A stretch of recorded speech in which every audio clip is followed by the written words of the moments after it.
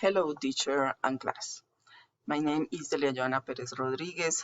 I am from the group 1327. There's many superstition in my family, but I choose two superstition because it's crazy. The first one is that if you drop a spoon on the floor in the kitchen, um, the woman will arrive in the house this day. And the other one is if you drop a fork or a knife on the floor in the kitchen, uh,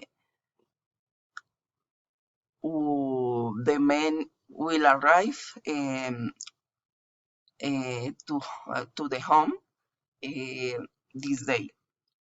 And there are there are crazy, but I practice in my house uh,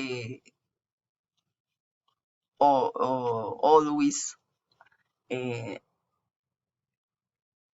always in my house. I practice. Um, Bye, teacher. Thanks for everything.